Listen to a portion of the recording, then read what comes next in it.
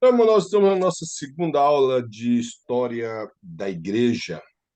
Falamos um pouco a respeito do plano de Deus em relação à igreja. É um plano esse que já estava no coração de Deus.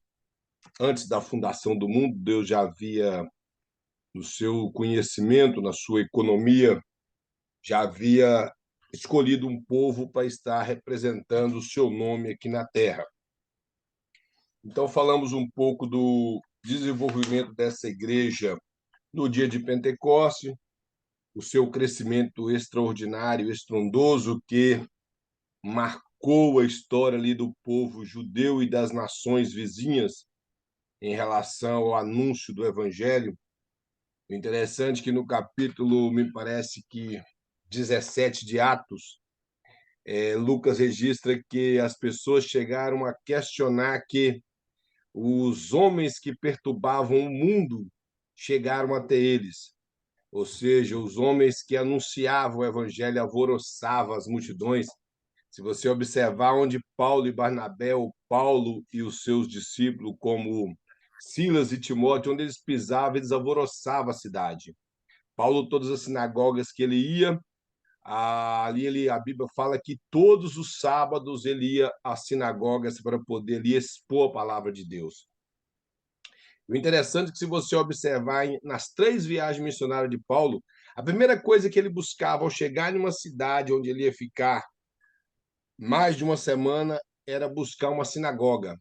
Ele sabia que ali era o local que se reuniam os judeus. E a intenção dele era anunciar o evangelho tanto para os judeus como para os gentios. Ele tinha uma missão de pregar o evangelho para os gentios, deixando Pedro e os demais apóstolos em Jerusalém.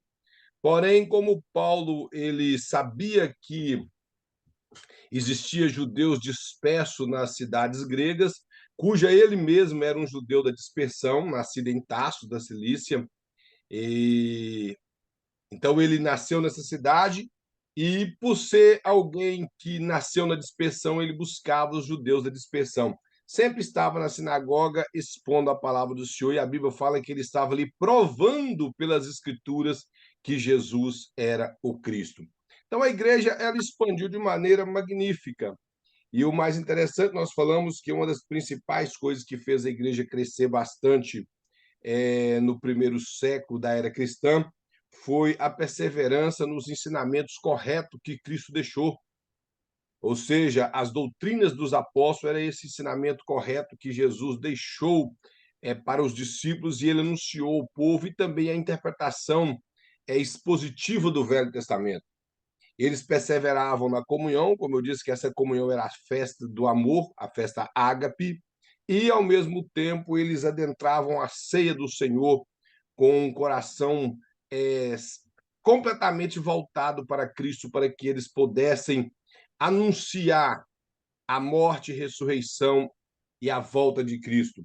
Eles perseveraram na oração, eles adotaram um estilo de vida de oração para que eles pudessem estar em constante comunhão com Deus, tendo prazer nesse momento que nós temos em orar, que deve ser um momento prazeroso.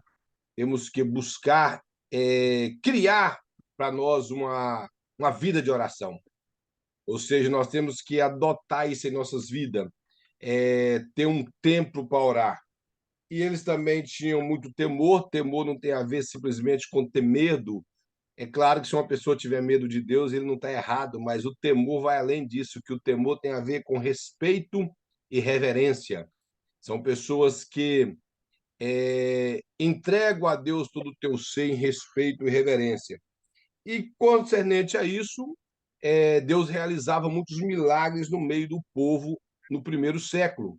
Existem algumas igrejas que acham que esses milagres ficaram somente ali para os apóstolos. Alguns até alegam que somente os apóstolos tinham essa autoridade para expulsar demônios, ressuscitar mortos, ministrar o batismo com o Espírito Santo sobre pessoas e orar para enfermos, quando, na verdade, a Bíblia deixa muito claro que os sinais seguem aos que creem.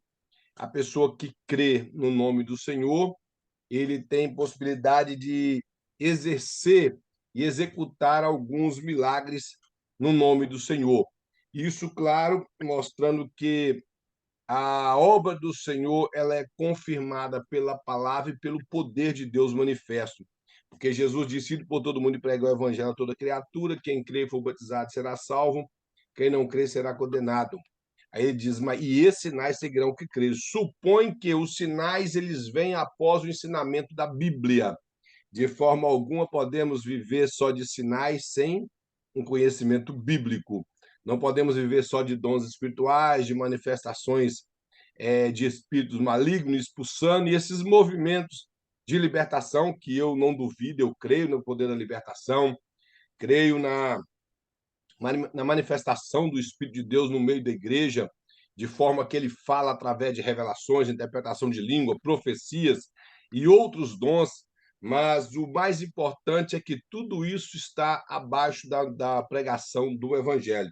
Então a igreja cresceu nisso, e ele fala que eles havia muita alegria e muita sinceridade. Algumas Bíblias trazem singeleza de coração, quer dizer, um coração puro, um coração sincero.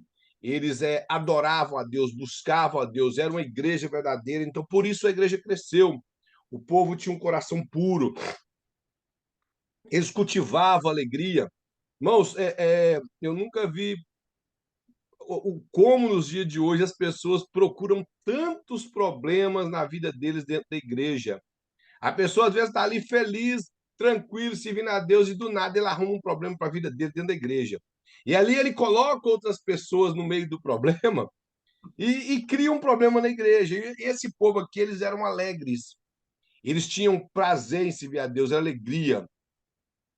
E hoje eu vejo uma dificuldade muito grande nas igrejas, são os grupinhos que fazem.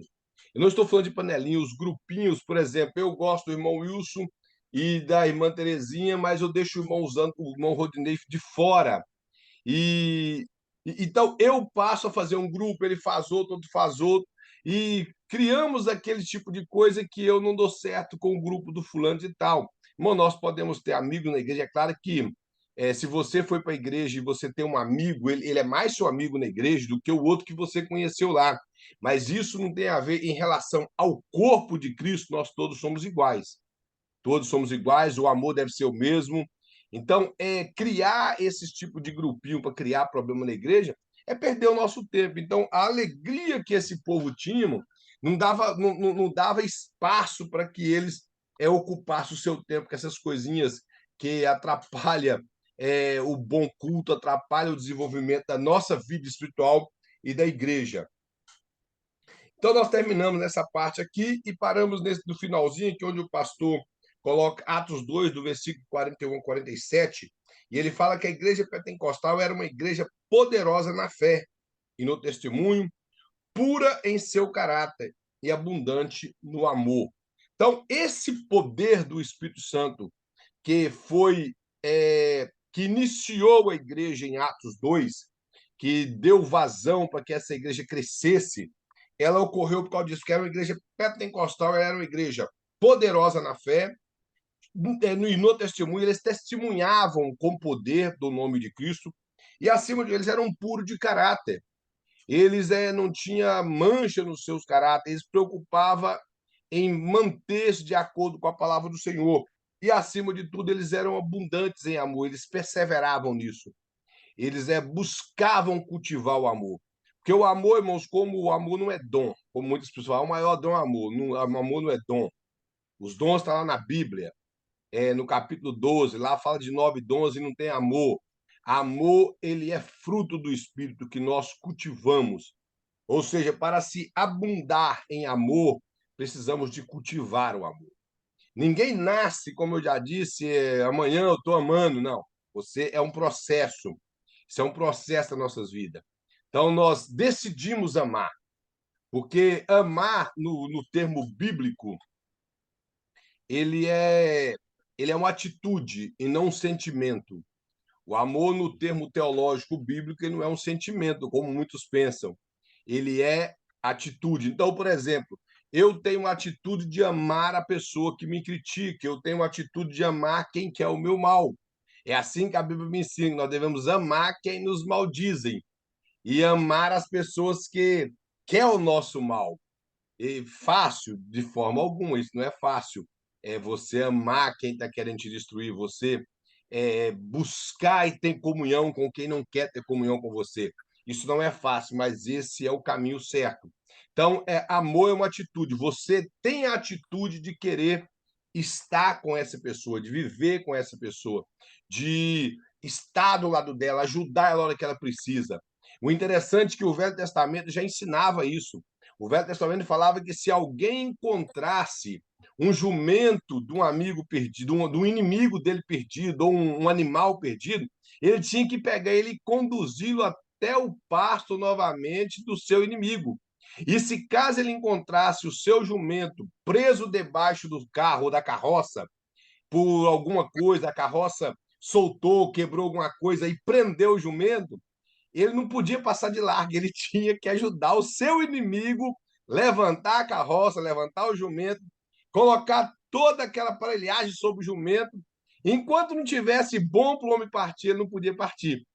Agora, isso é fácil, irmãos. Você está indo e uma pessoa que fez tanto mal e você está passando de carro e ele está da chuva. Aí a pessoa pensa na hora, cadê uma poça de água para me passar e jogar água com barro nele? E, mas o certo é parar e dar uma carona para ele e levar ele embora, mesmo você sabendo que ele te prejudicou, que ele te fez algo. Então, abundar em amor é isso, é nós decidimos amar, é decidir amar as pessoas. E de forma alguma é, achar que, como eu falei, não existe esse negócio, irmão, de que eu amo a todos, mas gosto somente de alguns. Essa é uma frase do diabo. Já falei, irmão, ela é cunhada do inferno.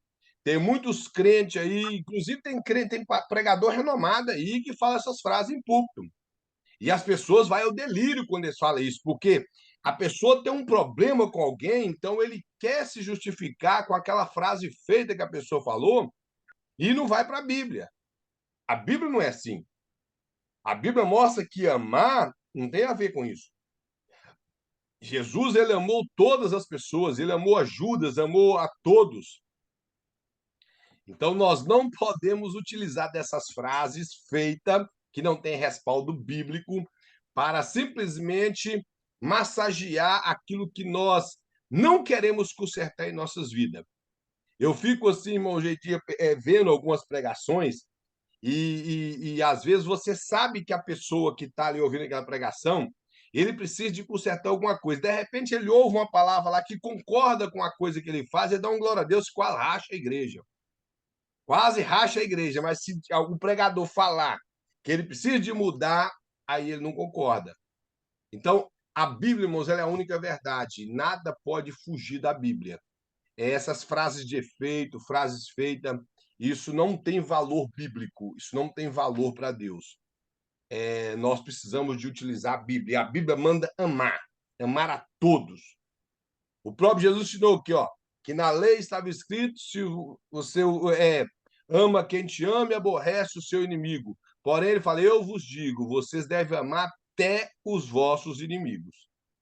Então, isso é mandamento de Jesus, é Jesus interpretando a lei de Moisés e aplicando ela para a igreja hoje. E se os irmãos observar, está no Sermão do Monte. O Sermão do Monte pega do capítulo 5 ao capítulo 7 de Mateus, e como Mateus registra Jesus como rei, e se Jesus é rei, ele tem um reino. E se ele tem um reino, o reino tem súditos. E o súdito precisa de estar debaixo de uma lei. Então, a lei do reino é que está no capítulo 5 ao capítulo 7 de Mateus. E uma das leis é amar o nosso inimigo. Então, cultivar o amor, irmãos, isso mostra que nós somos espirituais. Porque o apóstolo Paulo fala: andar em espírito e não satisfareis os desejos da carne. E quando ele manda andar em espírito, ele fala que o fruto do espírito é amor. Então, a primeira coisa que nós temos que ter em nossas vidas como igreja, para que a igreja seja saudável, a igreja cresça, é todos cultivar o amor para que a igreja cresça dessa forma. E como eu já disse, é tomar uma atitude. Tomar uma atitude. Eu decidi amar. É dessa forma. E se os irmãos observar, os irmãos, eu creio que já leram aquela parábola do credor incompassivo. Aquele credor que ele o seu senhor lhe chamou para ajustar a conta porque ele devia 10.000 talentos. Irmãos, 10.000 talentos é impagável, impagável. É muito dinheiro. Os irmãos sabem o que é talento? Talento equivale até 40 quilos. E isso era uma moeda na época, é ouro. Não era talento de papel, era talento de ouro. Então, 10.000 talentos equivale, irmãos, eu não sei quanto é o valor do ouro hoje, mas equivalia naquela época a mais de 150 anos de trabalho. Ninguém vive 150 anos. E ele pediu misericórdia, o Senhor resolveu perdoar. É claro que naquele período ali em Israel, ninguém tinha condição de dever 10.000 talentos. Eu creio que Jesus usou de uma forma de exagero para mostrar quão grande é o amor de Deus, porque ninguém teria condição de dever 10.000 talentos. E esse homem foi perdoado, e quando ele encontrou alguém que devia ele 300 dinheiro ou 300 denário, que era simplesmente 30 dias de trabalho, e 30 dias de trabalho, irmãos, equivalente a 150 anos de trabalho, não é nada. Nada para perto de 150 anos de trabalho. E ele não teve compaixão daquele que devia a ele. Então, o que essa parábola quer mostrar? Primeiro, que o amor de Deus ele é incalculável. E nós não tínhamos como pagar. Então, Cristo pagou por nós. E qual que é o nosso dever? Retribuir em amor o nosso próximo. Esse é a interpretação da parábola. Essa é a doutrina que a parábola quer passar. Nós não tínhamos como pagar, então Cristo pagou por nós. O amor de Deus ele é incomparável. O João nem consegue descrever. Ele simplesmente fala que Deus amou o mundo de tal maneira. Então, é uma maneira indescritível, é algo que não tem como falar. Então, Deus amou o mundo dessa forma, ou seja, nós não tínhamos como pagar, ele pagou por nós, então nós devemos retribuir amando o nosso próximo. E uma coisa interessante, que na carta aos Gálatas, se os irmãos observar, a carta aos Gálatas é uma carta apologética. Paulo está debatendo ali o princípio judaizante, que eles queriam impor na igreja da Galácia, que era uma igreja gentílica, os dogmas judaicos, para que eles pudessem cumprir a dieta religiosa, os dias de festas e sábado, e circuncidar e outras coisas. Então o apóstolo Paulo ele fala: se vocês querem cumprir a lei, aí ele vai falar: a lei se resume em amar o seu próximo como a ti mesmo. Então, ou seja, cumprir toda a lei de Deus, irmãos, é amar o nosso próximo, é ter a atitude de amar o próximo. Então, aí a igreja trabalha bem. Então, aqui na página 6, no ponto B, uma coisa, irmão, que também que eu quero falar com os irmãos, que talvez o pastor ficou de me dar resposta na próxima aula. Talvez nós teríamos que estender 2 aulas a mais. Talvez, porque devido a estar ensinando uma matéria de grego lá na turma do bacharel, eu sei que é uma matéria um pouco complicada, como foi a do hebraico, mas o grego tem mais facilidade devido à gramática quase ser igual ao português, e as sílabas e algumas coisas. Só a caligrafia que é diferente, mas não, é bem mais fácil do que o hebraico. E o pastor talvez vai ter que estender 2 aulas lá. E se ele tiver que estender 2 aulas, eu terei que estender 2 aulas aqui. Ele ficou de me dar a resposta na próxima aula. E também eu tinha dito para os irmãos que a prova seria 5 questões, mas o pastor aumentou 2 a mais. São 7 questões a prova, mas os irmãos observar o gabarito, as perguntas estão muito fáceis. Às vezes você não precisa também de responder. É claro, você tem que responder de acordo com a apostila, mas você pode pôr as suas palavras também. Se você quiser simplificar a resposta, dando a entender aquilo que realmente a pergunta está fazendo, isso já ajuda bastante. Então, são esses os avisos, e eu creio que é só isso. Então, nós estamos aqui na parte, no ponto B, na letra B da página 6, a expansão da igreja. Aí o pastor coloca aqui, que em Atos 8, versículo 4, mas os que andavam dispersos iam por toda parte e anunciavam a palavra. Se vamos observar que, assim, no capítulo 6, como eu disse, a igreja teve um certo probleminha com os descuidos com as viúvas dos helenistas, as viúvas gregas, e de repente a igreja, eles resolveram aquele problema, e esse diácono que ele escolheu para poder está ali cuidando das viúvas, um deles não cuidou das viúvas, um deles foi pregar o evangelho.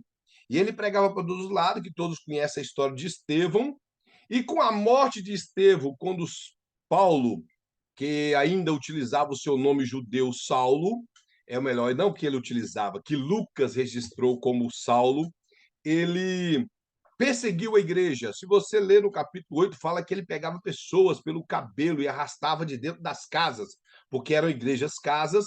Então ele arrastava as mulheres, houve uma grande perseguição e a igreja se dispersou. Somente os apóstolos ficaram em Jerusalém. E a igreja, ela se dispersou, os crentes foram cumprir o ídolo de Cristo, porque eles concentraram somente em Jerusalém, e Deus precisou de permitir uma perseguição para que eles tivessem atenção ao que foi escrito, que eles receberiam o poder e seriam testemunha tanto em Jerusalém, Judéia, Samaria e até os confins da terra. E o interessante é que eles seriam testemunha em Jerusalém, Judéia, Samaria, os confins da terra. Não é um lugar primeiro e o outro segundo, não, irmãos. Como durante muitos anos eu já ouvi isso, eu creio que os irmãos já ouviram isso em pregação. O texto ali quer dizer que eles seriam testemunha tanto em Jerusalém, tanto na Judéia, tanto em Samaria e tanto nos confins da terra. Eu já vi pregador fazer aquele enfeite todo. Ah, que você quer ir para os confins da terra, mas você não pregou nem em Jerusalém. Jerusalém é sua casa, ou é sua rua, que eu não sei. E enfeita a pregação. Era para pregar em Jerusalém, pregar na Judéia, pregar em Samaria, tudo ao mesmo tempo. Esse era o trabalho dos discípulos. Eles tinham que alcançar esses povos ao mesmo tempo. Imagina se eu tiver que pregar na minha rua aqui, para depois eu conseguir pular para Highway ali. Bom, só na rua que eu moro aqui mora mais de 100 pessoas. Então, vai ser complicado. E eu não vou conseguir ver as 100 pessoas num dia só. Vai passar dias. Então, não é assim. O grupo de pessoas trabalha pregando em vários lugares ao mesmo tempo. Então, tem que saber interpretar o texto, que eu já vi muitos pregadores antigamente enfeitar a pregação, e nós não precisamos de pregação enfeitada, nós precisamos de um evangelho simples com o poder de Deus. Então, eles foram perseguidos, se dispersaram. O primeiro lugar que eles baixaram foi em Samaria. Se os irmãos observar, ele foi em Samaria, ali começou uma igreja, os apóstolos enviou Pedro e João para lá, e o que eu acho lindo quando João chega em Samaria, que quando você vai no Evangelho de Lucas, João, quando os samaritanos não quiseram receber Jesus bem, João, juntamente com o seu irmão Tiago, falou que oraria para Deus mandar fogo do céu e destruir aquele povo. E ele foi o primeiro apóstolo a ir para Samaria depois de ser cheio do Espírito Santo. Então, aquela raiva de querer matar o samaritano havia passado. Ele foi lá com amor e com o coração aberto para receber o samaritano e anunciar o evangelho. Irmãos, é quando eu falo que ter o poder do Espírito Santo é algo extraordinário, é nisso. Você vê a mudança.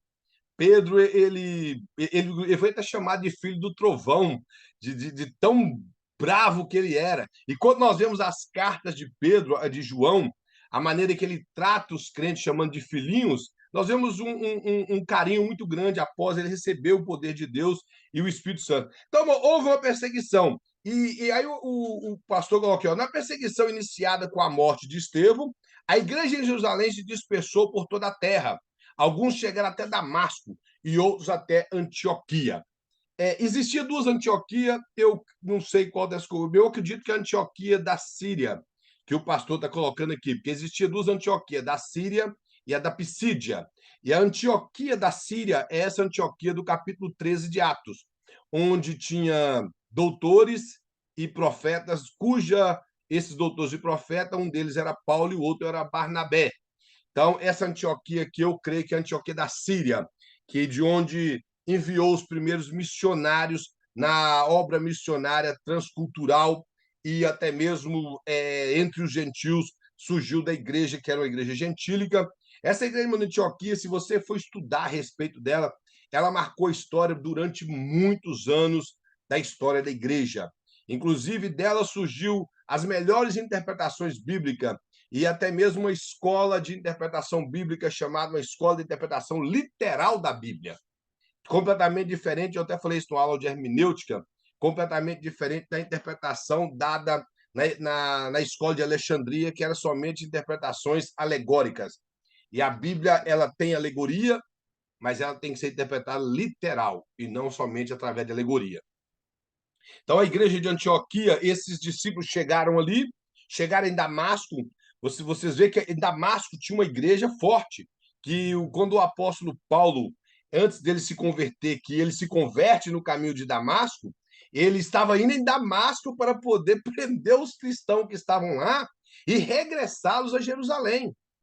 Então, parece que um grupo muito grande de discípulos foram para ali, ganharam mais pessoas para Jesus, e a igreja lá cresceu bastante. A igreja, irmão, nessa época, ela cresceu muito. A morte de Estevão, ela desencadeou uma perseguição que o apóstolo Paulo achou aquilo bacana.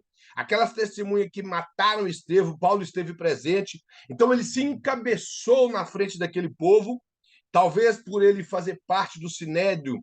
A Bíblia, no período que Estevão morre, chama ele de jovem. Mas possivelmente ele tinha entre seus 30 a 35 anos, porque ainda era jovem, uma pessoa nessa idade, na época em Jerusalém, na época do povo de Israel, né? Porque com 30 anos é que eles consideravam a maioridade. E então o apóstolo Paulo começa a reunir aquele povo que matou Estevão, junto com outros, e passa a liderar esse povo de uma perseguição. A igreja cresceu mais.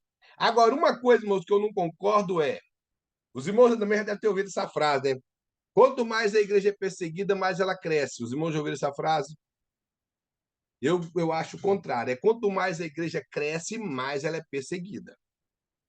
Quando ela cresce saudável. Quando a igreja cresce de qualquer jeito, com o número de pessoas descompromissadas com Deus, não tem perseguição porque o diabo fica à vontade lá dentro, nada afeta ele e está tranquilo. Agora, quando a igreja cresce saudável, um povo arrependido, um povo que chora por causa do pecado, um povo que ama, um povo que contribui, um povo que abre o coração para o necessitado, o coração para o seu próximo, a igreja assim cresce saudável. Quando ela começa a crescer assim, aí sim há perseguição. A perseguição. Se não começar de dentro da igreja, vem dos de fora. Aparece alguma coisa para tentar atrapalhar o andamento da igreja. Então, quanto mais a igreja cresce, mais ela é perseguida, e não o contrário.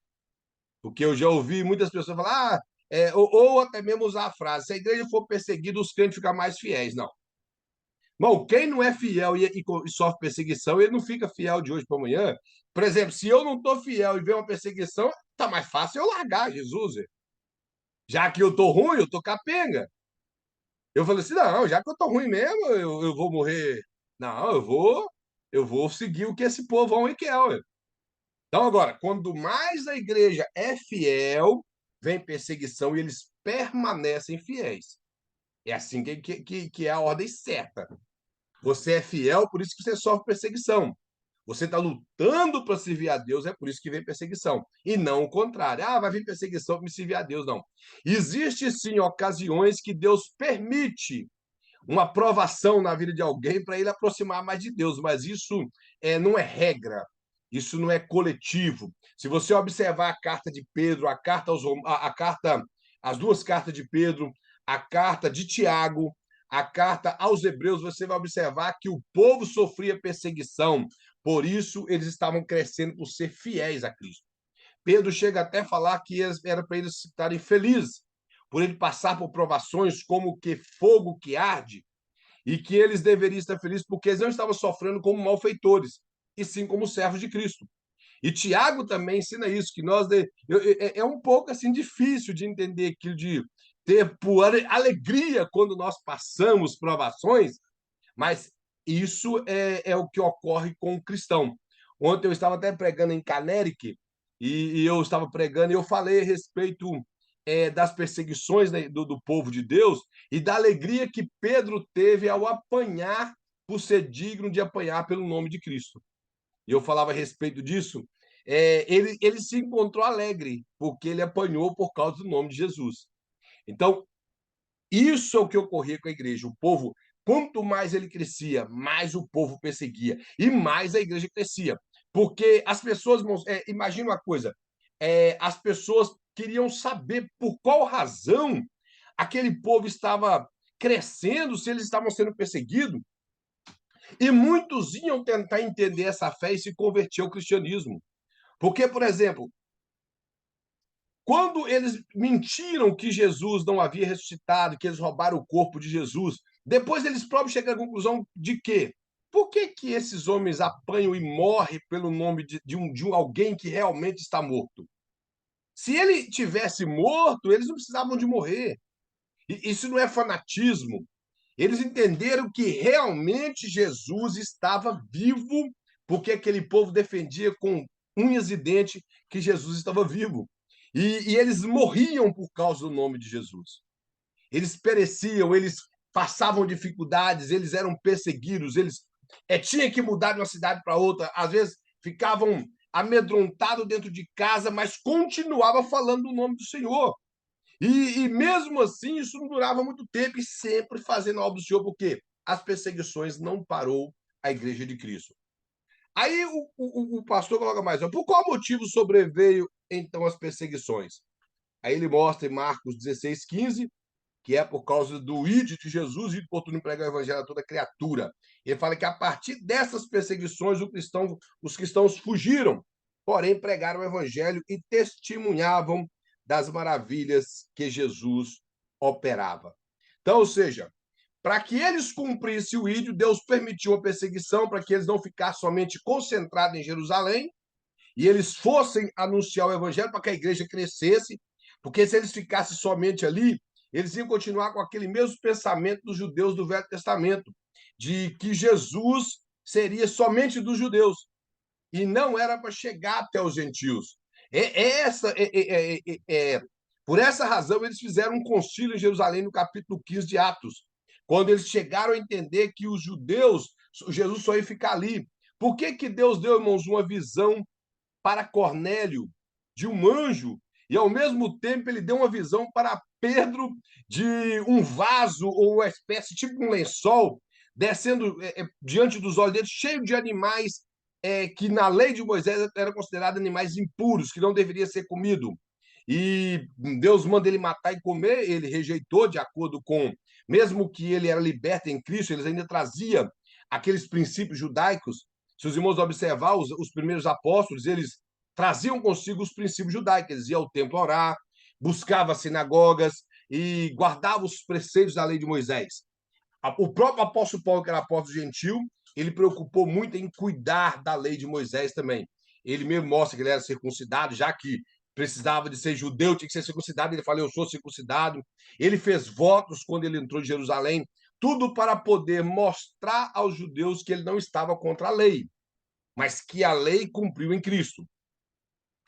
E nesse concílio era para mostrar que Jesus Cristo ele veio tanto para os judeus como para os gentios. E como eu falei, Pedro, ao mesmo instante, irmãos, que um anjo aparece para Cornélio, Pedro tem uma visão. E de repente um anjo fala com ele, fala com Cornélio para enviar pessoas até ele, mostra para ele que as pessoas iam chegar, ele vai até a casa de Cornélio. Agora, uma coisa interessante. O anjo que foi lá não poderia ter falado para Cornélio, ele mesmo? Ó, você precisa aceitar o Senhor Jesus e tal. Não poderia ter deixado o próprio anjo ter falado? Nós irmãos, sabe por que não foi o anjo que falou? Porque essa não é missão de anjo, é missão nossa. O anjo só foi incumbido de levar ele e a pessoa correta, de mandar buscar a pessoa correta. E essa pessoa correta, ele achava que Jesus era só dos judeus. E de repente, Deus, que o apóstolo Paulo, ele foi o apóstolo dos gentios, mas quem desbravou o evangelho até os gentios foi Pedro. Depois ele volta para Jerusalém. Mas quem alcançou o gentil primeiro foi o próprio apóstolo Pedro. E quando no concílio de Jerusalém, ele mesmo diz o quê? Que aqueles gentios receberam o Espírito Santo como foi no início. O início ele está falando de Atos 2, que não sabemos quanto tempo havia passado de Atos 2 até Atos 15. Mas ele disse que, do mesmo jeito que ocorreu em Atos 2, que eles receberam o Espírito Santo e falaram em mistérios, falaram em línguas desconhecidas, aconteceu na casa de Cornélio. Então, ele mostra que o poder de Deus, que Deus não faz acepção de pessoa, ele veio para tanto para os judeus como para os gentios. É claro que os primeiros apóstolos sempre eles foram judeus. Boa parte dos cristãos eram judeus do primeiro século. Porém, a igreja, irmãos, ela expandiu entre judeus e gentios.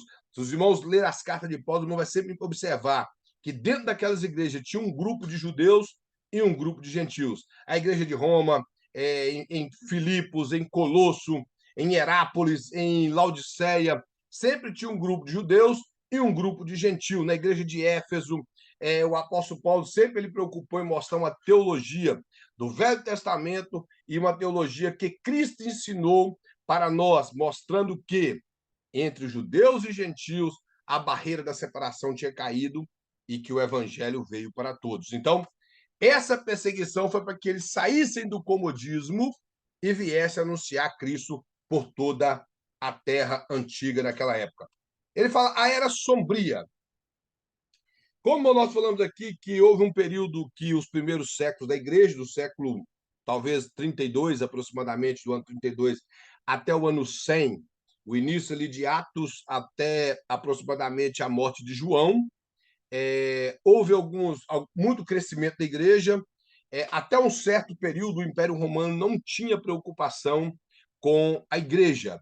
Se você observar, o livro de Atos termina mostrando que o Império Romano não tinha problema com a igreja. Termina, na verdade, o livro de Atos, ele encerra, ele não termina. Ele acaba mostrando que Paulo estava preso, porém numa prisão domiciliar, possivelmente algemado talvez o dia inteiro com alguns soldados, ou com um ou dois, e as pessoas tinham liberdade de visitar o apóstolo Paulo e ele de sair à rua e visitar as pessoas. E por isso que ele escrevendo aos Filipenses, ele até chega a dizer que os da casa de César vos saúda. Quando ele faz a saudação no final, possivelmente todos os soldados que estavam ao lado de Paulo, quando Paulo ajoelhava para orar, eles ajoelhavam também. E muitos dos soldados, irmãos, da guarda de César se converteram a Cristo. É só você ler com atenção a carta de Paulo aos Filipenses, que ele mostra isso. Os da casa de César também vos saúda. Mostrando que um grupo de soldados romanos se converteram simplesmente ao ver Paulo falar de Cristo, anunciar e possivelmente nas orações de Paulo. Então, nesse período, irmãos, houve poucas perseguições. Na verdade, o imperador Cláudio, que foi antes de Nero, ele pediu com que os judeus saíssem de Jerusalém simplesmente por causa que os judeus brigavam com os cristãos, que também eram judeus. O império entendia que os cristãos eram simplesmente mais um ramo do judaísmo, talvez uma seita do judaísmo, era como eles entendiam, e eles diziam ele está adorando um tal de Cristo aí, então eles têm muito problema entre eles. E devido a isso, ele pediu que muitos judeus saíssem de Roma. Aqueles judeus que eram imigrantes lá, que não tinham cidadania, ou como o apóstolo Paulo, ou até mesmo que nasceu nas províncias romanas, eles deveriam voltar para Jerusalém. E só que quando o imperador Nero, que é a parte que o pastor vai mostrar aqui, ele assume o trono, aí depois de alguns anos houve perseguição do Império Romano contra a igreja. Até antes de Nero, a perseguição era dos judeus contra a igreja. Você vai ler e terminar o livro de Atos, sempre mostrando o apóstolo Paulo apanhando dos judeus, ele sendo perseguido pelos judeus. E quando os judeus não eram de Jerusalém, era de outra cidade. Se você observar, Paulo foi em Tessalônica, quem perseguiu lá foram os judeus de Tessalônica. Não foi o povo de Tessalônica, não foi os gregos, foram os judeus. Em Atenas, alguns gregos, sim, tiveram problema com Paulo, mas nada de perseguição. Em Bereia, aqueles mesmos judeus que estavam em Tessalônica, eles foram para Bereia para perseguir Paulo em Bereia, mas eram todos judeus. Se você observar na região da Galácia, Paulo sofreu perseguições dos judeus e não dos gentios, e tampouco do Império Romano. O Império Romano passou a perseguir a igreja, segundo a história, por uma falha que Nero teve. Eu creio que os irmãos já ouviram falar do incêndio de Roma, no ano, me parece que 64. Não sei se o pastor colocou isso, o pastor colocou aqui. Segundo os historiadores, ele tinha por interesse expandir a cidade e ele foi colocar um fogo para desmatar alguns lugares e abrir espaço para ele construir. O fogo saiu do controle e queimou algumas cidades. O povo ficou contra o imperador e ele colocou a culpa nos cristãos. E devido a essa ocasião, o apóstolo Paulo estava preso, juntamente com Pedro, e todos dois foram executados nesse período do imperador Nero. E nesse período houve grandes perseguições contra o povo de Deus, contra os cristãos.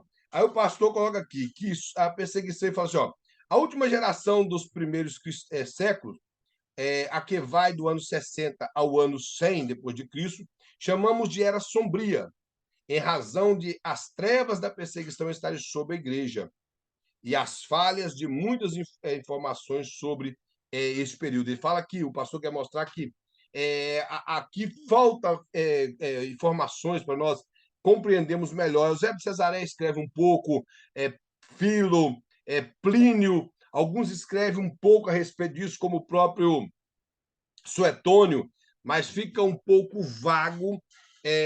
Flávio José escreve um pouco a respeito dessa perseguição, como ele não tem tanto interesse de falar da igreja, a história dele é falar do povo hebreu, do povo judeu, então ele não destaca muito, ele simplesmente fala dos imperadores que surgiram até o imperador Tito, e juntamente com seu pai, que também se chamava Tito, que um era Tito Aurélio Vespasiano, o outro era Tito Vespasiano. E esse Aurélio, que era o pai de Tito, Tito era um general nessa época, no ano 70, que destruiu Jerusalém, que é dali que Flávio José preocupa narrar a sua história. Mas o imperador ele subiu ao poder no ano 54, que é o imperador Nero. Nesse período que ele tentou expandir o Império Romano, o incêndio saiu do controle, ele colocou a culpa nos cristãos e dali houve grande perseguição.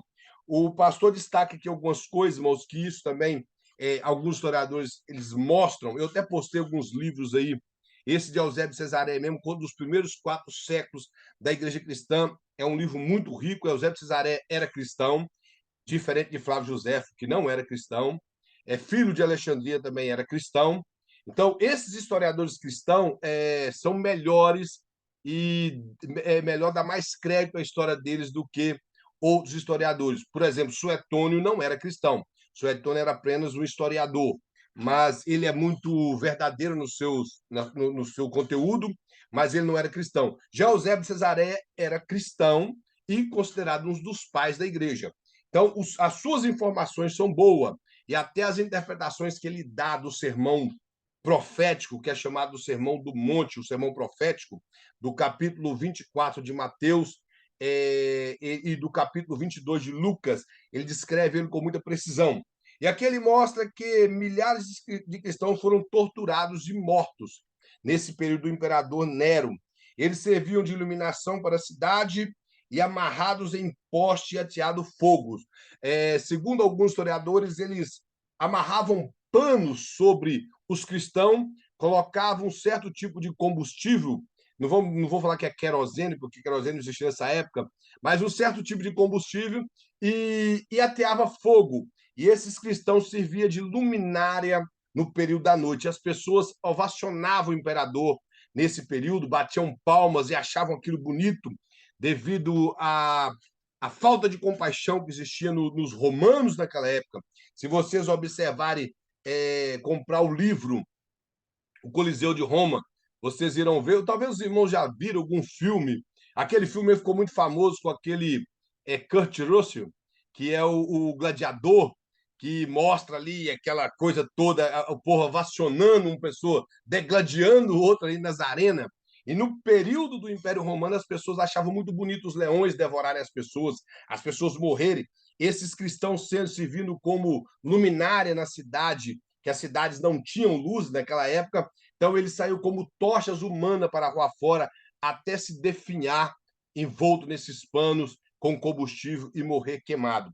Tudo isso eles achavam o máximo. E os imperadores sempre se vangloriavam mais, enchia o coração de alegria por eles fazer aquilo. E esse é um período, irmãos, que marca a história da igreja, porque foram 10 imperadores que massacrou o povo de Deus até a subida de Constantino ao trono. E isso, alguns intérpretes da Bíblia, quando lá fala para a igreja de Esmirna que o diabo lançará alguns de vós na prisão e vocês terão uma tentação de 10 dias, eu creio que 90% dos intérpretes bíblicos que interpreta essa parte da Bíblia, eles acreditam que esses 10 dias não são 10 dias literais, e se são 10 eras, seria 10 períodos que os 10 imperadores dominariam Roma e perseguiriam a igreja, desde Nero até, me parece que Diocleciano, que foi quem perseguiu o apóstolo João. Diocleciano ou Domiciano? Deixa eu checar direitinho aqui. Não, Domiciano. Então, esse período foi o período que perseguiu o povo de Deus. Então, é um período de 10 imperadores. Está no capítulo 2, me parece, da carta de Esmirna, do livro do Apocalipse, que fala que lançará alguns de vós na prisão e vocês terão uma tentação de 10 dias.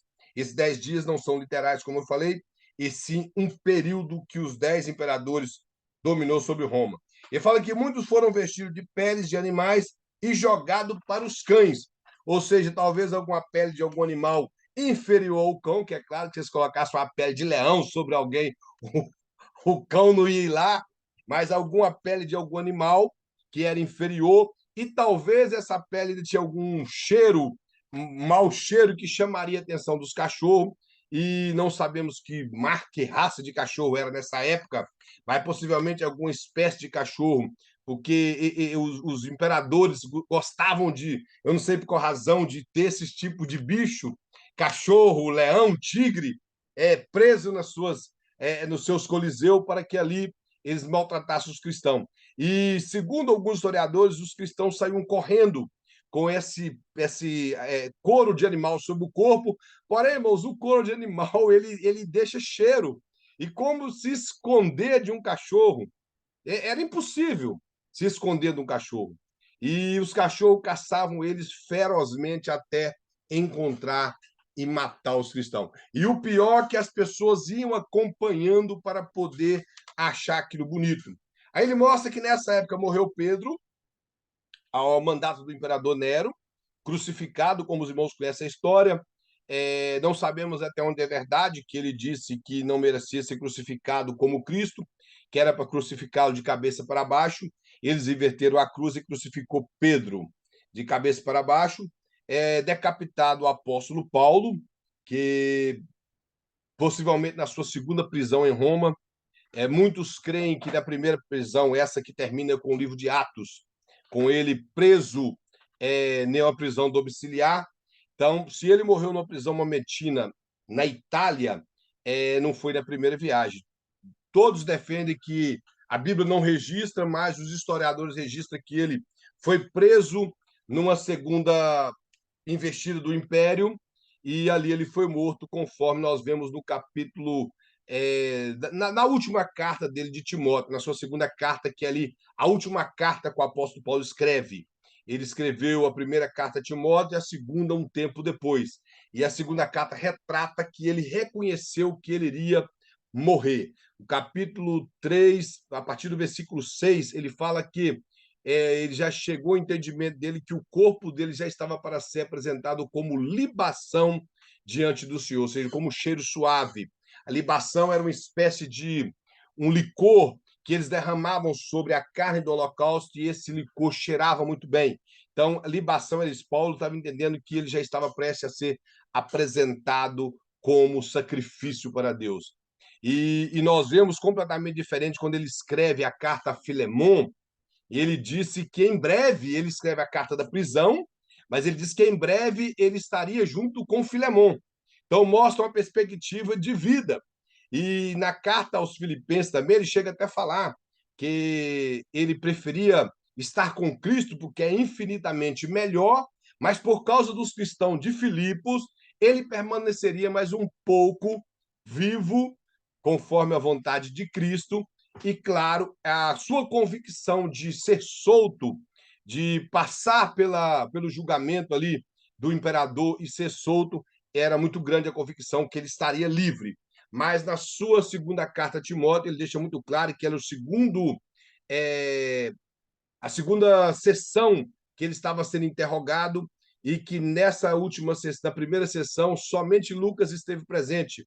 Todos os demais discípulos dele haviam se dispersado, talvez por medo de ser também taxado como alguém que apoiava o apóstolo Paulo, ninguém compareceu na audiência dele. E somente Lucas. E na sua segunda, ele pede para enviar Marcos, fala que Lucas está presente.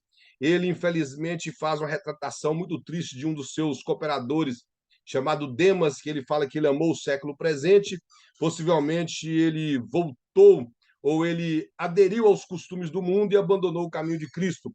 E ali ele relata que ele sofreu muito com um tal de Alexandre, que trabalhava com lata ou com metal, que chama de latoeiro, e descreve uma tristeza muito grande, se você observar no capítulo 4 da segunda carta a Timóteo, uma tristeza muito grande na vida do apóstolo Paulo. Porém, uma convicção extraordinária de morar no céu, que falou que ele combateu o bom combate, acabou a carreira e guardou a fé. E vai falar: o que me resta agora é a coroa da justiça, que o Senhor tem não somente para mim, mas para todos quanto amam a sua vinda. Então, a convicção dele de ter lutado, batalhado, brigado pelo nome de Cristo e ter terminado em boa, como diz, não vou falar em boa velhice, porque o apóstolo Paulo talvez não morreu tão velho, mas ter terminado a sua carreira com vitórias e, acima de tudo, terminou como salvo, que ele fala que ele guardou a fé. Então, nós vemos que essa perseguição do imperador deu-se aí com o imperador Nero, ele mandou decapitar o apóstolo Paulo, e nós vemos aqui que o pastor também mostra Tiago. Esse Tiago possivelmente é o Tiago, irmão de Jesus, porque, irmão, nós não podemos confundir, principalmente como estudante de teologia. Existiam dois Tiagos apóstolos, o Tiago, irmão de João, morreu no capítulo 12 do livro de Atos dos Apóstolos. O Tiago, conhecido Tiago, filho de Alfeu, que também tinha um irmão chamado Judas, que era o Judas Tadeu. Esse Tiago, ele morreu em missões. E esse Tiago, que possivelmente foi apedrejado aqui no templo, é o Tiago, irmão de Jesus, do qual também é escritor da carta ao Tiago, não como muitos falam, a carta do apóstolo Tiago. O Tiago, irmão de Jesus, não era apóstolo. Ele possivelmente era um presbítero na igreja de Jerusalém, talvez após as investidas de Pedro em outras partes do império, a igreja ficou aos cuidados do Tiago, irmão de Jesus, e ele veio a morrer também apedrejado e jogado do alto do templo de Jerusalém. E possivelmente empurrado ali para aquele mesmo lugar que eles tentaram empurrar Jesus ali no capítulo 4 do Evangelho de Lucas, e mataram esse Tiago, irmão de Jesus, no mesmo período do imperador Nero. Depois do imperador Nero perde o comando do seu império. Aí o pastor coloca que a perseguição sob Domiciano. Irmãos, eu creio que os irmãos já ouviram falar da perseguição de João. João já estava muito velho e, segundo os historiadores, o próprio Eusébio Cesaré retrata isso, e existe outros escritores que retratam a respeito de João. João foi residir na cidade de Éfeso. Esse imperador Domiciano, ele proibiu o culto cristão e começou a querer que todos adorassem a ele. E muitas pessoas se curvavam a ele, chegou o conhecimento dele, parece até a mesma história dos três jovens lá na Babilônia. Chegou o conhecimento dele que João não se curvou a ele. João já estava velho, não sabemos qual a idade, segundo alguns historiadores, João morreu muito velho na cidade de Éfeso, bem velhinho, que segundo alguns ele tinha até dificuldade de se locomover para ir à igreja, mas mesmo assim morreu de velhice. Mas antes dele morrer, ele foi lançado dentro de um tacho ou de um caldeirão de azeite fervendo, porque ele não adorou a imagem do imperador. Segundo os historiadores, não está na Bíblia. Tem gente que fala, está na Bíblia. Não está na Bíblia. Segundo os historiadores, ele, ao tirar ele dali, puxar a corrente, João estava vivo, intacto, somente molhado de óleo, talvez ficou com a pele até melhor, né? Passou azeite no corpo. E ele, então, exilou João na ilha de Patmos. Alguns alegam que João escreveu o Apocalipse na ilha de Patmos. Eu acredito que não. Como João regressou para a cidade de Éfeso, ele deve ter escrito o Evangelho, o Apocalipse e as suas 3 epístolas na cidade de Éfeso. Ele poderia não ter dificuldade de adquirir couro de animal na ilha de Patmos. Mas como que ele ia escrever, moço? Ele precisava de pena, precisava de tinta. Ele poderia até ter uma pena, mas ele escrever com que tipo de tinta? Ele ia conseguir tirar tinta de árvore. A maioria das tintas era tirada da maioria dos moluscos que é pego no fundo do mar naquele período. Então, ele teria muita dificuldade de escrever o Apocalipse na ilha de Patmos. Eu particularmente, acredito que ele voltou para Éfeso e lá ele escreveu o Apocalipse, o Evangelho e as três epístolas. Não sabemos qual foi a ordem da escrita dele. Alguns querem afirmar que ele escreveu primeiro o Apocalipse. Para mim, não muda nada. Eu sei que é datado aproximadamente de 85 a 90 depois de Cristo, tanto o Evangelho como o Apocalipse e as três epístolas. E talvez ele escreveu, não faz diferença. Ele escreveu o seu Evangelho com o intuito de alcançar todas as pessoas. O Apocalipse possivelmente foi lido primeiro na cidade de Éfeso e, claro, feito cópias e expandido por todo o império naquela época. Se os irmãos observar o livro do Apocalipse, ele não trata o Império Romano como Império Romano. A maioria das vezes ele chama o Império Romano de Babilônia, fazendo menção à cidade de Babilônia, que tinha o mesmo estilo que o Império Romano naquela época. Que, inclusive, ele próprio, o apóstolo Pedro, ele chega a chamar, o próprio apóstolo Pedro chega a chamar o Império Romano de Babilônia também, na sua epístola. Então, o apóstolo João ele foi para a ilha de Patmos, não sabemos quanto tempo ele ficou na ilha de Patmos, ele regressou, escreveu esses 5 livros, morreu em boa velhice, segundo você fala assim, ó, durante esses dias, milhares de cristãos foram mortos, especialmente em Roma e em toda a Itália. Nessa época, o apóstolo João, que vivia em Éfeso, foi preso e exilado na ilha de Patmos. Foi quando recebeu a revelação do Apocalipse. Claro, aqui o pastor quer colocar o seguinte: que o único livro que ele teve revelação foi o Apocalipse. A, o seu evangelho, ele esteve presente com Jesus, ele simplesmente, inspirado pelo Espírito Santo, relatou aquilo que ele viveu e viu, e nas suas epístolas, ele escreve uma epístola direcionada a uma igreja que possivelmente tinha ele com grande estima de respeito, talvez uma igreja que ele fundou, pastoreado por um certo homem tribulado chamado Diófetres, lá cuja essa igreja, eu acredito que era uma igreja gentílica, e ela enviava muitos missionários através de um homem chamado Gaio. E ele envia alguém chamado Demétrios para poder estar ali. E esse Diófetes tinha um certo problema com esses tipos de pessoas que iam lá. Talvez Gaio era alguém muito bem financeiramente que gostava de ajudar a obra.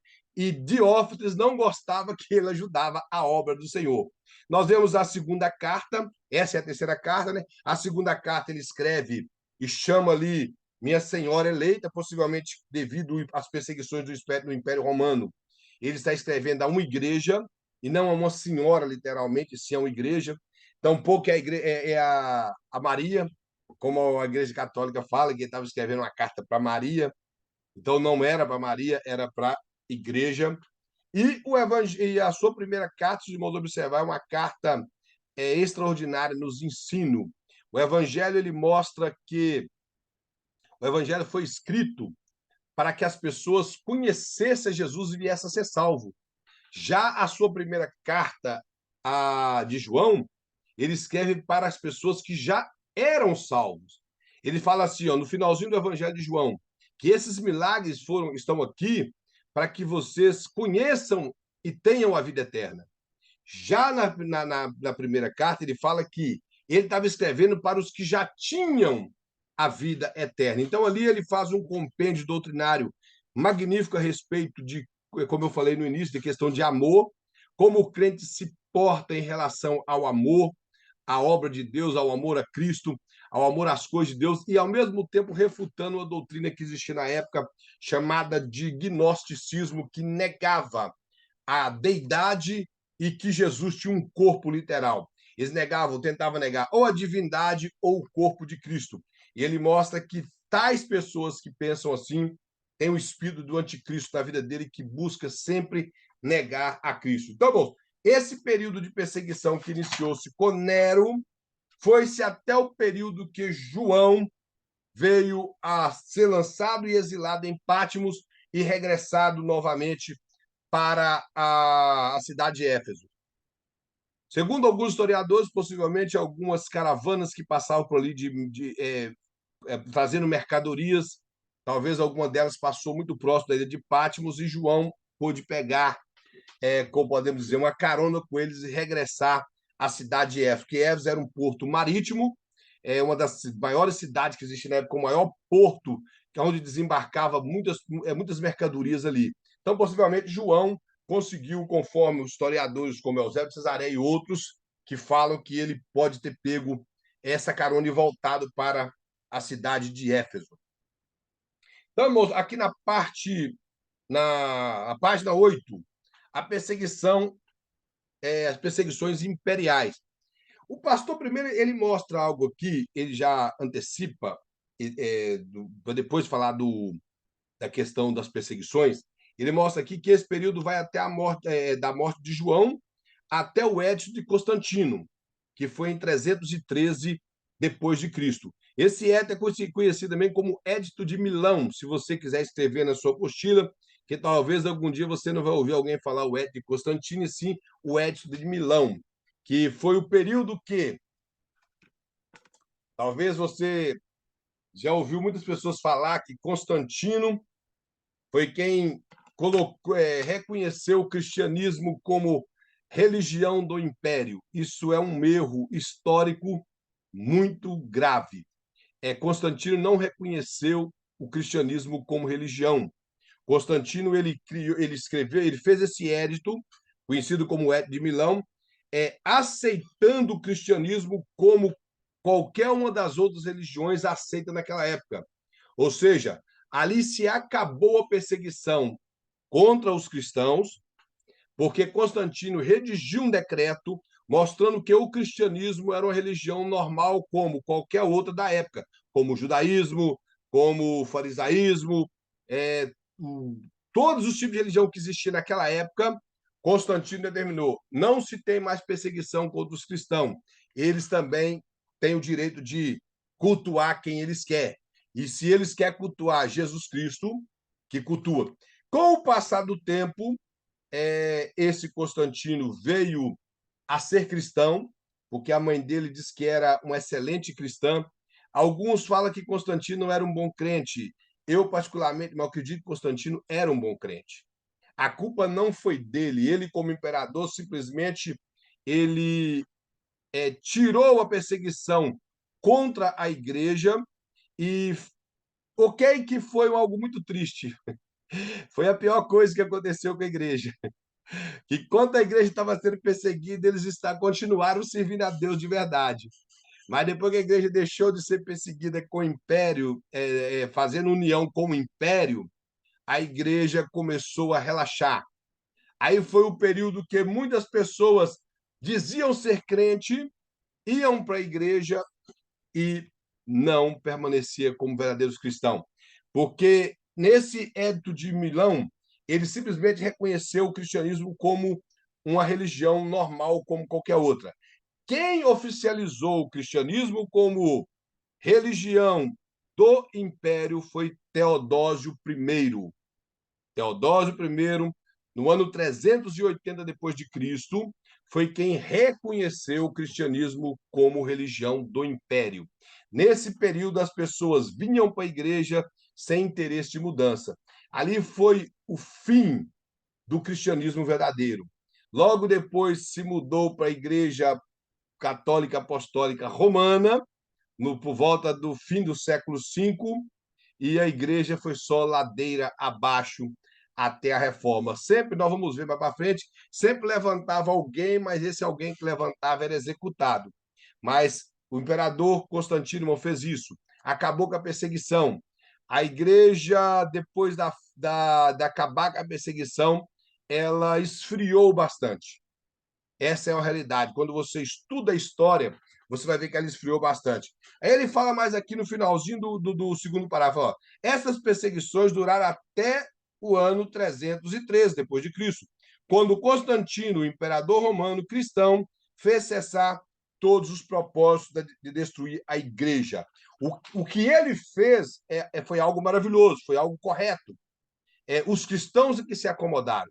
E eu falo, irmãos, que Constantino ele era um bom cristão, porque essa história ela é escrita por vários historiadores, que Constantino, uma certa vez, ele foi em uma guerra e Deus deu para ele uma visão que ele obteria vitória. E ele contou a visão antes da guerra e ele obteve a vitória da maneira que estava escrito, da maneira que Deus mostrou para ele numa visão. Então mostra que ele era um bom cristão.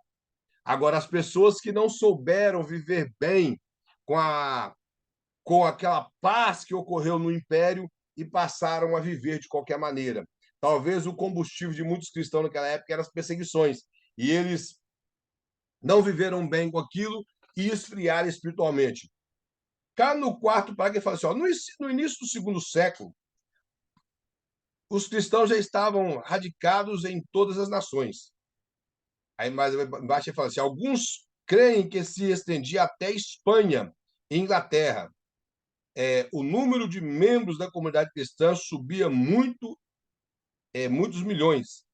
Aí mostra aqui que esse escritor Plínio, ele fala que ele declara que os templos dos deuses estavam quase abandonados, enquanto os cristãos em toda parte formavam uma multidão e pertenciam a todas as classes, desde os nobres até os escravos. Então, ou seja, a igreja ela teve uma proporção de crescimento. A Espanha, que foi um dos lugares que o apóstolo Paulo quis pregar no período, nós vemos isso na carta aos Romanos, mas ele não há registro nem histórico que o apóstolo Paulo pregou na Espanha. E para quem não sabe, no período bíblico, a Espanha era considerada como os fins do mundo. Ela era considerada como o fim do mundo. Se os irmãos observar, quando Jonas pega um navio e vai para Tarsis, ele Tarsis ficava do lado da Espanha. Era o outro lado do mundo, completamente contrário para onde Deus mandou Jonas. Então, segundo os historiadores, quando se falava nesse período Portugal e a Espanha era só uma terra, quando se falava em pregar aos fins do mundo, aos confins da terra, estava relacionado à Espanha. Por isso o apóstolo Paulo disse que ele já havia pregado o evangelho em toda aquela região e ele precisava de chegar na Espanha. Nós não sabemos, é provável que ele não chegou na Espanha, inclusive o seu próprio plano de chegar em Roma, ele chegou lá como prisioneiro e não como um missionário, alguém enviado por alguma igreja, mas sim como prisioneiro. Não há registro que ele foi na Espanha, mas de alguma maneira o evangelho chegou na Espanha. E aqui o pastor mostra que até mesmo na Inglaterra, não sabemos se a Inglaterra tinha esse nome já nesse período dos primeiros séculos da igreja, mas a Espanha sim já existia. A Espanha, a Itália, a Grécia, como foi um próprio império, já existia, a Turquia e outros. Porém, o evangelho chegou nesse lugar. E esse historiador mostra que os templos pagãos. Sim, Monzano? O irmão continuou aí com relação a isso, mas aqui no um, dois, três, no quarto parágrafo está na apostila falando assim, ó, no início do segundo século, os cristãos já estavam radicados em todas as nações, em quase todas as nações, e alguns creiam que se estendia até a Espanha e Inglaterra. É igual Uhum. o irmão falou, Espanha praticamente era o fim do mundo, né? Era muito difícil, Roma teve muito trabalho para poder dominar aquela área, porque era mata densa, inverno, muito longe de Roma, né? E a Inglaterra foi pior, e tanto é que Roma nunca conseguiu dominar a Inglaterra, que era do outro lado do rio ainda, né? Eu falo o rio, mas do outro lado do mar. Ou seja, mas eu acredito que eu acredito que teve um engano aqui, né? Porque a Inglaterra só ficou civilizada por volta dos anos 500, né? Sim, Por aí, do século V para frente, que 5 inclusive para foi um frente. período que os turcos dominaram o mundo, não falar dominou o mundo, mas dominou boa parte do mundo antigo na época, que foi no século VI que esses turcos, esse povo árabe foi para Jerusalém. E ali eles dominaram aquela região. Se os irmãos observar, até hoje na Espanha, o catolicismo não teve muito poder na Espanha durante muitos anos, e boa parte dos monumentos que existem na Espanha são árabes. Eles são árabes porque eles dominaram ali.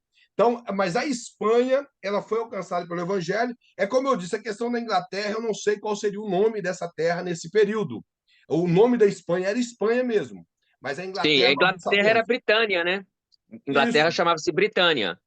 Oh, sim. nesse período chamava Britânia, possivelmente. Bri- Britânia, Então, é. então Mas não era civilizada. Ela eu não creio era que não. civilizada.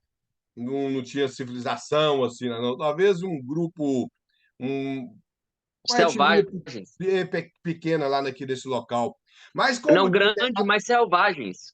isso, Eles eram o que o grandes, mas pastor quer mostrar selvagens. é que as terras, a localização, as terras foram alcançadas. Eu acredito que é nesse sentido que ele quer mostrar aqui. E que o historiador mostra que os templos foram abandonados, os templos pagãos, e o cristianismo cresceu de maneira tremenda. E as pessoas que agregaram o cristianismo foram nobres e também escravos. Nós vemos que um grande número de escravos, nos primeiros séculos mesmo da igreja cristã, já havia se convertido. Nós vemos o próprio exemplo de Onésimo. Se você observar pelas cartas de Paulo e as cartas de Pedro, Pedro dá instruções como um escravo, ali quando ele fala servo, está falando de escravo, deveria se portar com o seu senhor e como o senhor deveria portar com o seu servo, com o seu escravo, não o maltratando e tampouco o escravo só trabalhar na frente do senhor, né? E nunca também aproveitar daquela situação. Ele é meu patrão e agora ele é crente, eu posso ficar à vontade. Não. Que ele trabalhasse como se fosse para o Senhor. Então, mostra que no primeiro século já existia um grande número de escravos e de senhores que serviam a Deus. Existia já. E o que o pastor, o comentarista quer mostrar é isso, que mesmo nesse período, conforme o escritor Plínio, uma gama muito grande de pessoas, indiferente das classes, veio abandonar o paganismo e servir ao Senhor, mostrando que a igreja cresceu assustadoramente, mesmo em meio às perseguições do império, a perseguição do povo. Depois desse édito, seja o de Milão, que foi o reconhecimento do cristianismo como uma religião normal, como qualquer outra, ou o édito de Tessalônica, que é o escrito por o imperador Teodósio I, em 380, que oficializou o cristianismo como religião do Império Romano. E, como eu já disse, ali foi a decadência. Igreja, quando ela faz união com o Estado, ela vai ladeira abaixo. É por isso que os puritanos eles romperam com o Estado.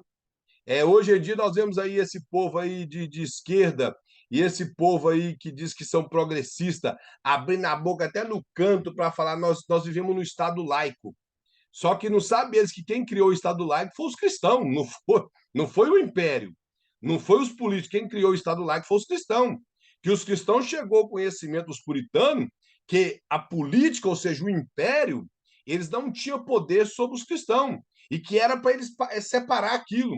Os cristãos não colocavam o dedo nas questões políticas e nem os políticos nas questões dos cristãos. Por isso houve esse rompimento e criou o Estado laico.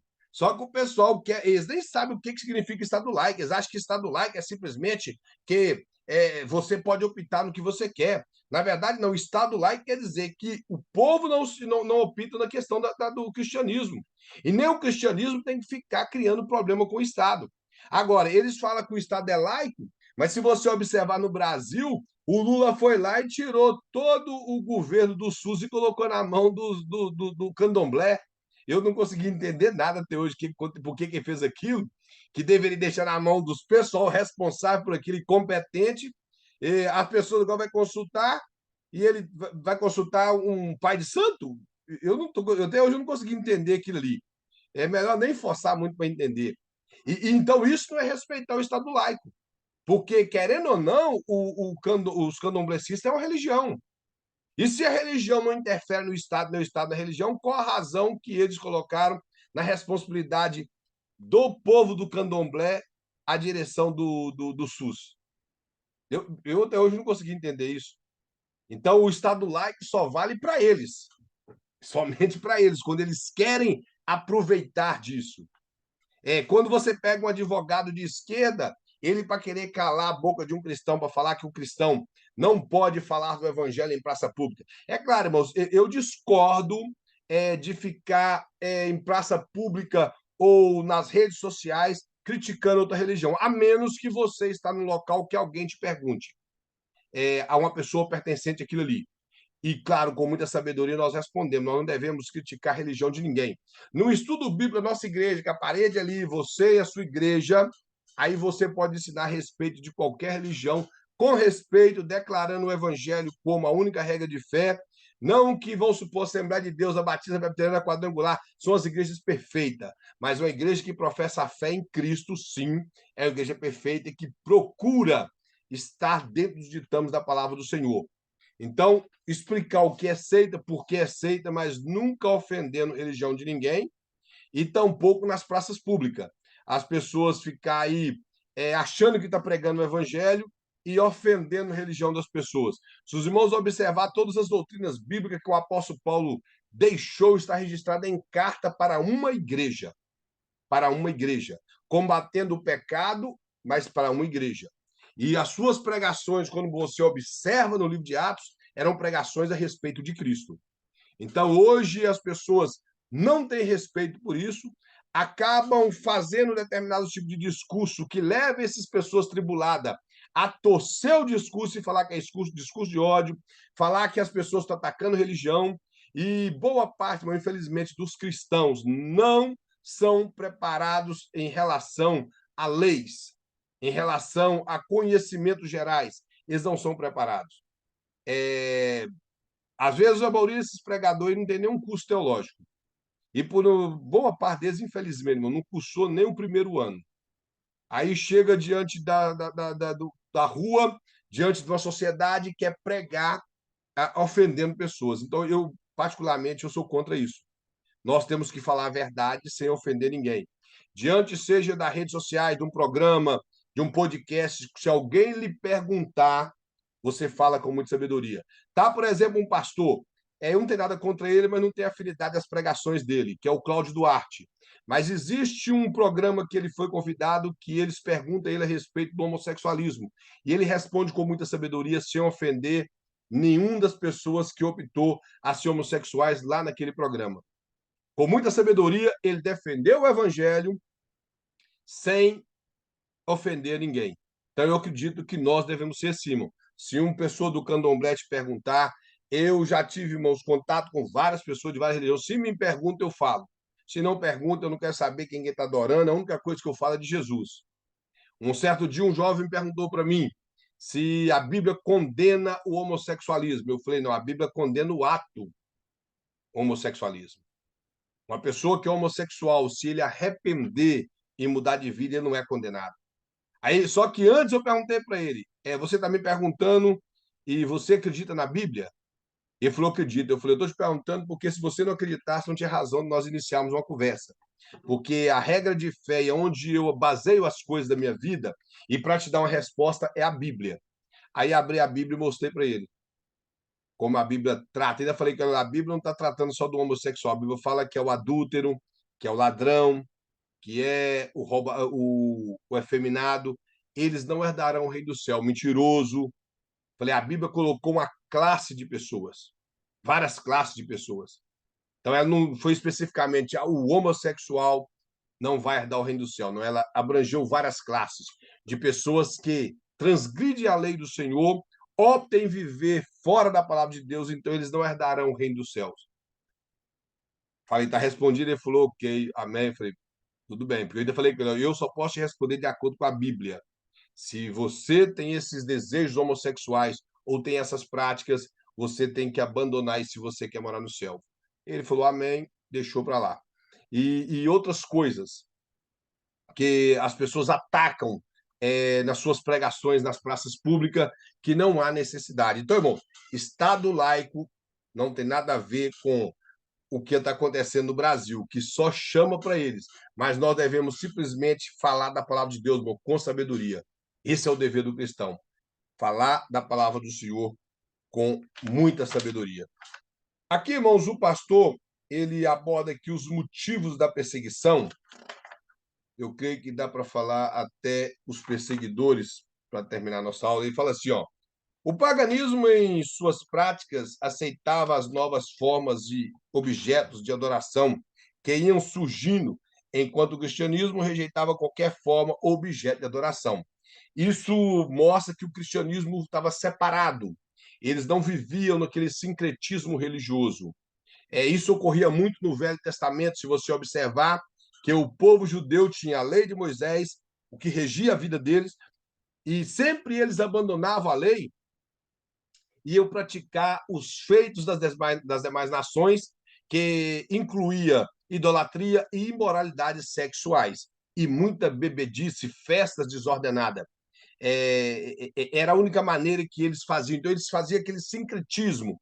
Nós vemos um sincretismo religioso muito grande na vida de Salomão, ao casar com muitas mulheres de várias nações, com um intuito político. Aquilo afetou a vida dele, a ponto que ele veio abandonar o Senhor, um dos homens mais sábios, com experiência extraordinária com Deus, e virar um idólatra.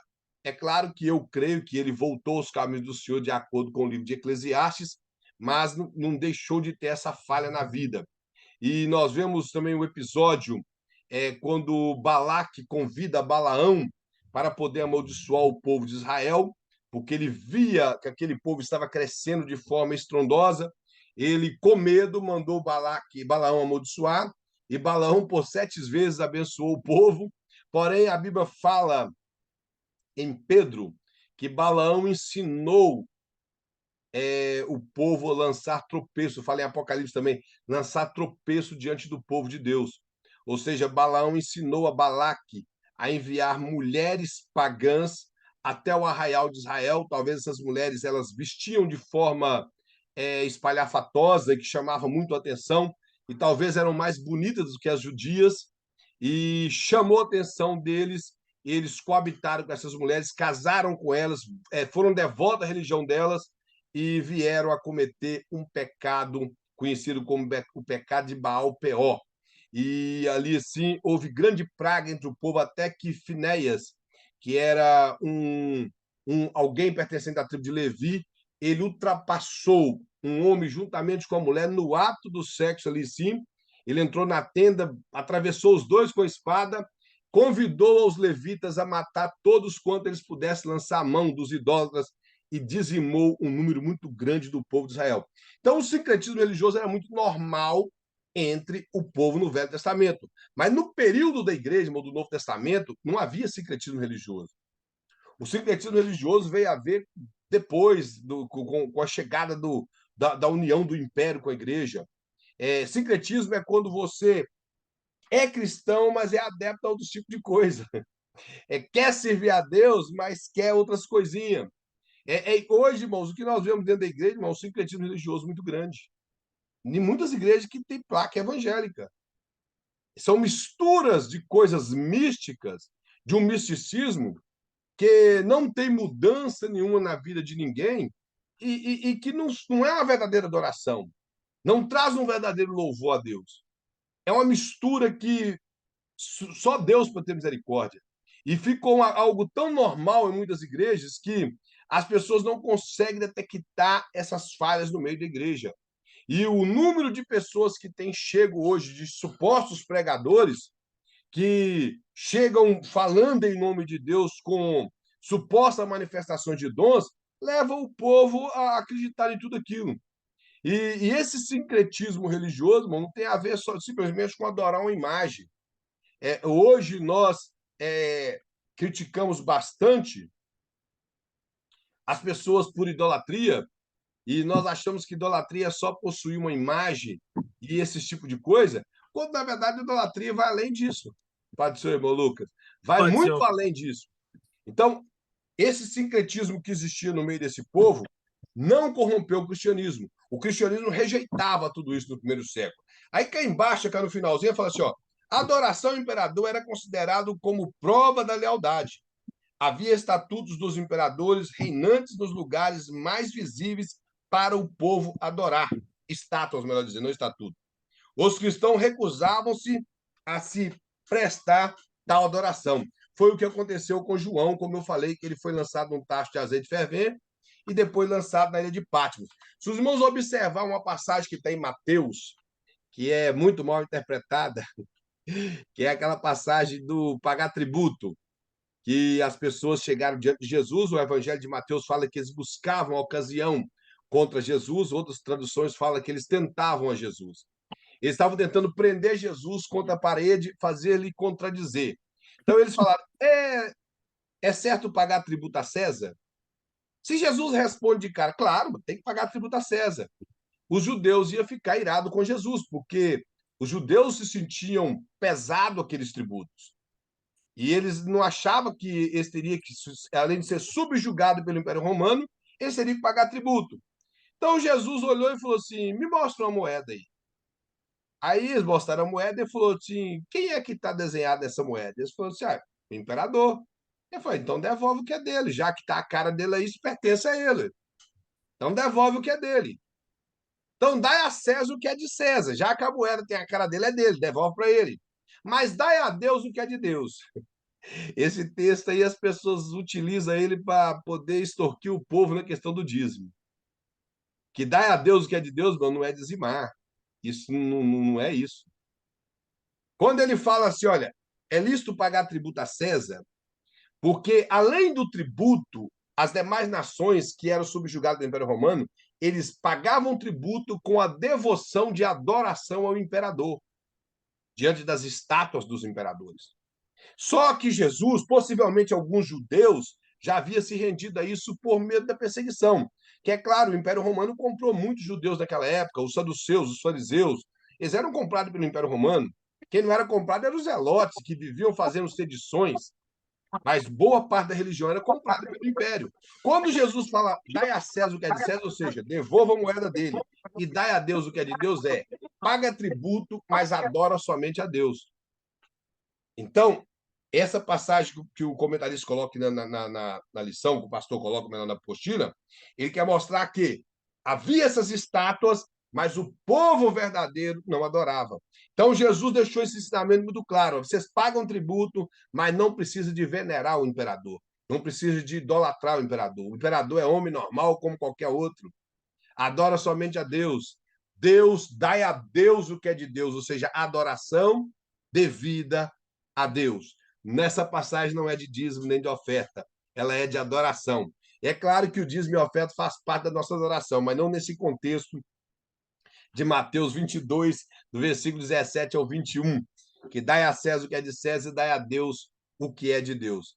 Então, irmão, nós vamos ficar por aqui. Só terminar essa outra parte, que ele fala: as reuniões secretas dos cristãos despertavam suspeita. Os cristãos eles reuniam em casas. Por reunir em casas, isso despertava suspeita entre as pessoas. Inclusive, eles eram apelidados de muitas coisas. Não sei se os irmãos sabem, os cristãos eram apelidados de canibais, porque quando eles iam celebrar a ceia, que eles falavam que tinham que comer o corpo de Cristo de forma simbólica, e pela representação que a ceia era, e as pessoas que não participavam, que não viam, chegaram a apelidar os cristãos dos primeiros séculos de canibais, por eles falar que comiam o corpo de Cristo e bebiam o sangue. Então, eles tiveram os cristãos como canibais por causa dessas reuniões secretas que eram feitas em casas, que as igrejas eram igrejas casas. E então eles faziam isso. Mas que no final falou, o cristianismo considerava todos os homens iguais. Então ele tirava aquela força do imperador.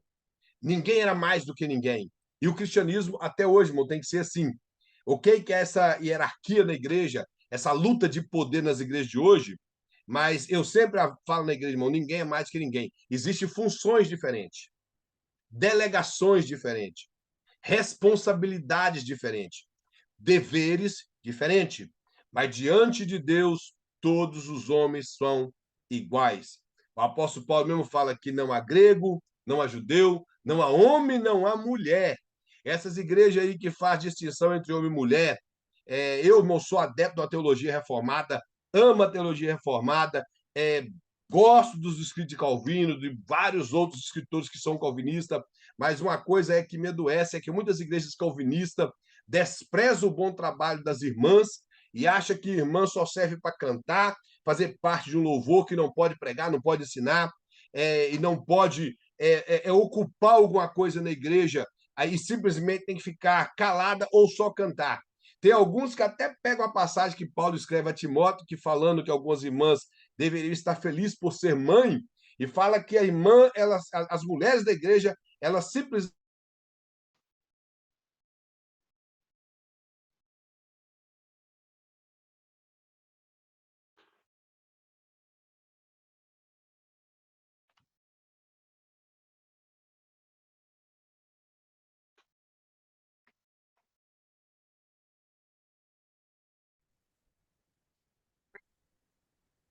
Frisou a imagem dele. eu não sei o que aconteceu, irmãos, que parece que deu alguma coisa na minha internet aqui e Saiu do ar. tal do ar, mas na verdade apagou tudo e voltou aqui para mim, mas não apareciam os irmãos. Eu não sei o que aconteceu. Eu até pensei, acabou a internet aqui, porque a internet eu pego do rapaz lá de cima, que é incluso no meu aluguel, então eu não sei o que, que tinha acontecido. E então, como eu estava falando, irmãos, diante de Deus, todas as pessoas são iguais, ninguém é mais do que ninguém. E algumas igrejas que as pessoas acham que é mais, eles terão um preço muito grande para pagar. Ele fala: não havia distinção entre seus membros, nem em suas reuniões. Por isso foram considerados como niveladores da sociedade. Portanto, anarquistas, perturbadores da ordem social. Assim, os cristãos eram conhecidos naquela época de quem colocava todos iguais na sociedade, que ninguém era mais do que ninguém diante do Senhor, e também pelo fato de eles serem considerados como perturbadores. Parece até um termo utilizado que o próprio Acabe usou contra Elias, dizendo que Elias era perturbador de Israel. E Elias chega até a dizer que quem perturbava Israel era ele, com a família dele, com a casa dos pais dele que perturbava Israel. E então o povo de Deus nesse período foi taxado dessa forma, de quem perturbava, quem atrapalhava a ordem pública, a ordem social, simplesmente por anunciar o evangelho e mostrar que todos os homens são iguais. Irmãos, nós vamos ficar por aqui e vamos corrigir o exercício. Fiquei para os irmãos do 1 até o 5. E como nós temos pressa, os irmãos também já anotam que da próxima aula os irmãos estarão fazendo do 6 ao 10.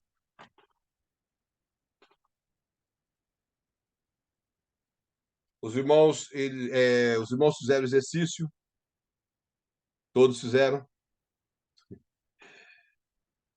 porque senão vai acumular muita coisa para você.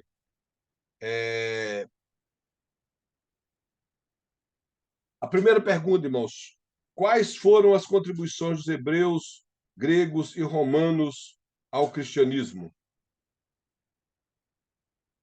Alguém poderia falar? Abre o áudio. Seria a escrita, ou melhor dizendo, a tradução da, da Bíblia em grego. Pastor, eu Hum. coloquei o hebreu foi o monoteísmo, foram os primeiros povos a cultuar o único Deus. Os gregos foi a linguagem universal e na filosofia grega. Os romanos foi a política, unificação dos povos.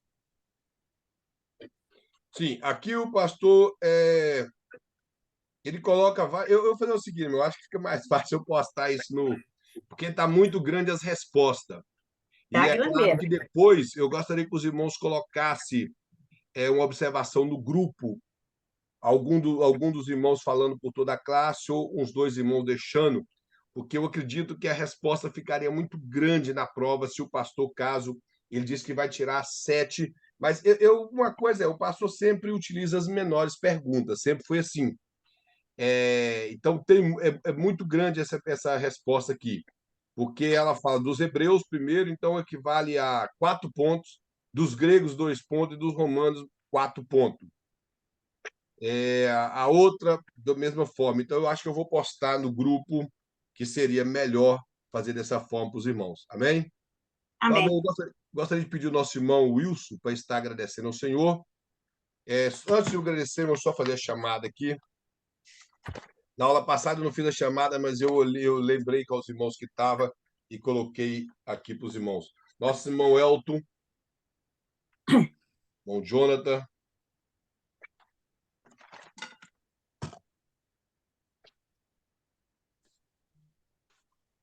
Irmã Leidiane. O Lucas estava presente agora. Irmão Rodinei. Irmã Terezinha. Presente. Irmão Wellington. Presente. Irmão Wilson. Irmão Zandro. Amém. Então, eu vou postar para os irmãos e na próxima aula os irmãos fazem o exercício do 6 até o 10 para podermos ganhar tempo com esse material. Amém? Nosso irmão Wilson pode agradecer ao Senhor. Amém. Pai amado, em nome de Jesus, quero te agradecer por essa noite, da aula, por esses momentos que passamos juntos com nossos irmãos. Te peço que venha abençoar a nossa noite, que nos dê uma noite de descanso, que a nossa semana seja abençoada, que possamos ser bem-sucedidos em tudo aquilo que nós colocarmos na nossa mão. Abençoa o Kleber, abençoa o pastor, abençoa todos os meus irmãos. Sim, meu Pai amado, em nome de Jesus. Aqui, e aqueles que estão no Brasil, Pai, é o que eu te peço, em Amém. nome de Jesus. Amém. Amém, graças a Deus. Amém. Amém, irmão. Que Deus em Cristo abençoe a todos. Tenham uma excelente noite. Amém. Amém. Paz seja. Paz do Paz do Senhor Senhor. para todos. Amém. Pode ser, Amém. irmãos. Amém, muito obrigado. Vocês também.